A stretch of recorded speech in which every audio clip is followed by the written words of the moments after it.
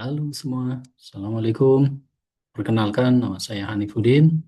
Mari, hari ini kita belajar menganalisa tentang analisa komprehensif kerangka kerja 10 Types of Innovation, studi kasus ekosistem digital Gojek atau GoTo. Kita akan membahas mulai dari pendahuluan, landasan konseptualnya, analisis studi kasus, gap analisis, kesimpulan, dan referensi. Larry Kelly dan rekan-rekannya di Dublin, saat ini namanya Deloitte, dalam karyanya 10 Types of Innovation, The Discipline of Building Breakthrough tahun 2013, bahwa inovasi yang berkesinambungan dan disruptif merupakan hasil dari orkestrasi sistematis yang mencakup konfigurasi bisnis, penawaran produk, dan pengalaman pelanggan. Analisis ini bertujuan untuk membedah kerangka kerja dan penerapannya terhadap Gojek, yang saat ini bagian dari GoTo Group, perusahaan teknologi yang berevolusi menjadi Dekakron dan Super App. Pemilihan Gojek didasarkan pada kompleksitas model bisnisnya yang memungkinkan observasi multidimensi terhadap ke-10 tipe inovasi tersebut. Mari kita mulai bahas. Landasan konseptual taksonomi 10 Types of Innovation. Kelly di tahun 2013 mengklasifikasi inovasi dan 10 elemen distintif. Yang pertama, konfigurasi. Kategori ini berfokus pada bagian dalam perusahaan, aspek fundamental yang bekerja di balik layar untuk memungkinkan terciptanya nilai bisnis. 1. Profit model. Inovasi dalam cara perusahaan menghasilkan pendapatan. Ini menentang asumsi industri lama tentang penerapan harga atau aliran pendapatan. Yang kedua, network, jaringan. Cara perusahaan memanfaatkan koneksi dengan pihak lain untuk menciptakan nilai yang tidak dapat dilakukan sendiri. Prinsip utamanya adalah inovasi terbuka. Yang ketiga, struktur, perorganisasian aset perusahaan, talenta, dan sumber daya manusia. Inovasi ini menciptakan lingkungan kerja yang produktif dan sulit ditiru. Yang keempat, proses, metode atau prosedur operasi inti yang digunakan perusahaan untuk menghasilkan penawaran utamanya. Ini seringkali melibatkan teknologi eksklusif atau metodologi yang efisien. Kategori kedua yaitu offering atau penawaran. Kategori ini berfokus pada produk atau jasa inti yang dihasilkan perusahaan. Pertama, produk performance, yaitu peningkatan fitur, kualitas, atau fungsionalitas dari produk itu sendiri. Ini adalah tipe inovasi yang paling umum, namun paling mudah ditiru oleh kompetitor. Produk sistem atau sistem produk, cara produk dan jasa individu dihubungkan atau dibundle untuk menciptakan sistem yang scalable dan terintegrasi. Kategori yang ketiga, experience atau pengalaman. Kategori ini berfokus pada aspek yang terlihat dan dirasakan oleh pelanggan, serta bagaimana interaksi tersebut dibangun. Yang pertama, service atau layanan, dukungan dan peningkatan utilitas produk yang memudahkan pelanggan untuk mencoba, menggunakan, dan menikmati produk. Yang kedua, channel atau saluran, yaitu cara perusahaan menyalurkan penawarannya ke pelanggan. Inovasi di sini memastikan produk tersedia kapanpun dan dimanapun pelanggan menginginkannya. Brand atau merek. Representasi identitas dan janji perusahaan. Inovasi merek mengubah komoditas menjadi produk yang diinginkan dan memiliki resonansi emosional. Yang keempat, customer engagement, keterlibatan pelanggan, yaitu cara perusahaan membina interaksi yang bermakna dengan pelanggan, menciptakan loyalitas, dan memahami aspirasi pengguna secara mendalam. Selanjutnya, kita akan menganalisa studi kasus khusus di perusahaan Gojek.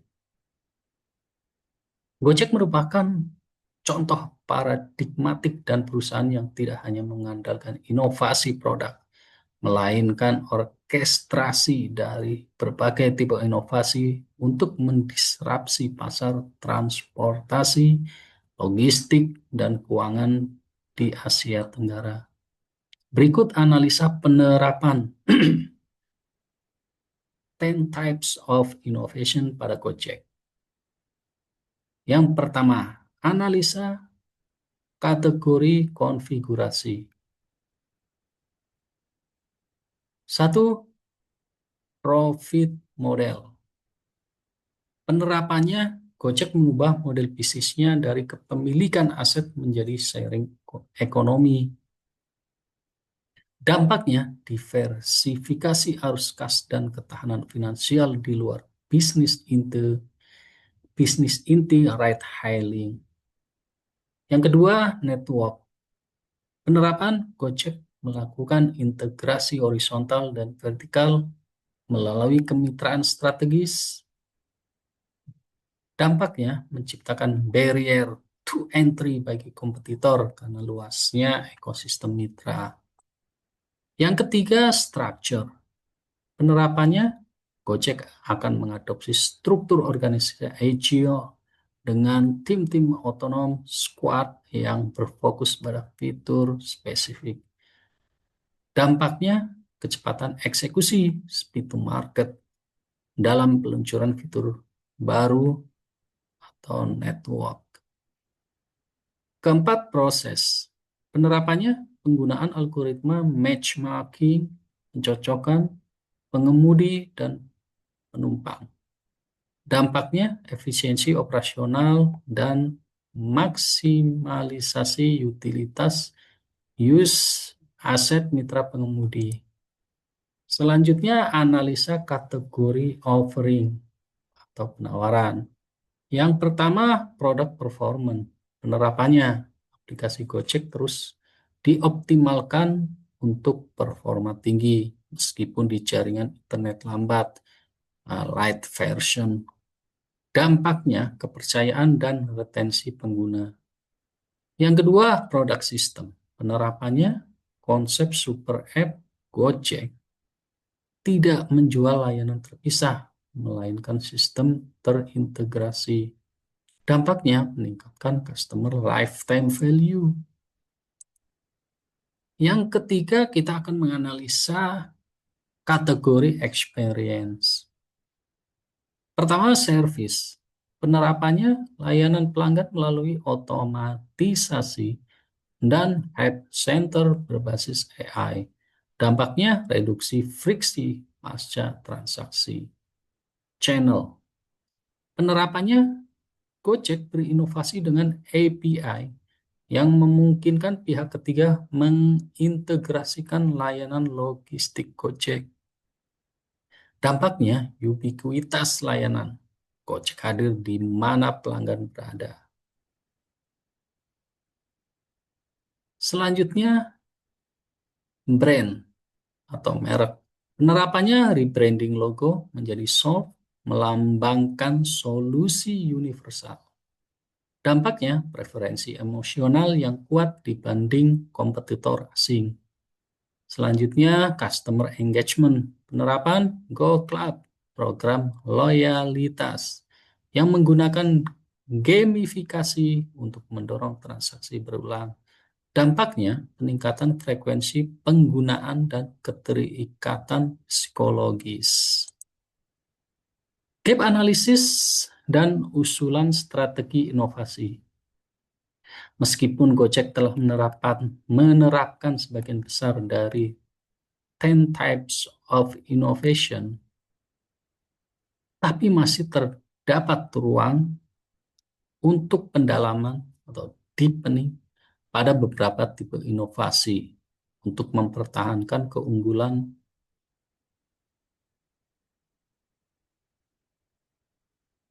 kompetitif, khususnya dalam menghadapi profitabilitas jangka panjang. Yang pertama, inovasi pada tipe proses berbasis keberlangsungan ESG. Konteksnya adalah tekanan global terhadap emisi karbon dan efisiensi energi semakin tinggi. Usulan inovasinya algoritma logistik hijau, eco-routing. Yang kedua, inovasi pada tipe offering. Dalam hal ini produk sistem, ekosistem B2B. Konteksnya, pasar B2C sudah sangat jenuh, red ocean. Sementara pasar B2B logistik dan manajemen rantai pasok masih terfragmentasi. Usulan inovasinya adalah Go-to Corporate Solution Suite. Yang ketiga, inovasi pada tipe customer engagement, hyper personalization AI.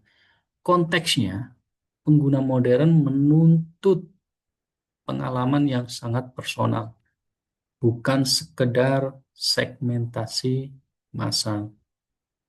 Usulan inovasinya adalah asisten gaya hidup generatif, Gen AI Assistant. Kesimpulannya adalah kerangka kerja 10 types of innovation membuktikan bahwa inovasi bukan fenomena tunggal, melainkan konstruksi sistematis. Studi kasus Gojek menunjukkan bahwa dominasi pasar tidak diraih hanya melalui aplikasi yang canggih, produk performance, melainkan melalui konfigurasi model bisnis yang unik, profit model, ekosistem yang terintegrasi, produk sistem, dan ikatan emosional dengan pengguna atau brand and engagement. Untuk mempertahankan posisinya di masa depan, Gojek disarankan untuk tidak hanya fokus pada ekspansi saja, tetapi melakukan intensifikasi pada inovasi proses berbasis keberlanjutan dan keterlibatan pelanggan berbasis kecerdasan buatan. Pendekatan holistik ini memvalidasi teori Doblin bahwa perusahaan yang mengintegrasikan lebih banyak tipe inovasi cenderung memiliki kinerja finansial yang superior dan daya tahan kompetitif yang tak lebih lama. Demikian, terima kasih, selamat malam.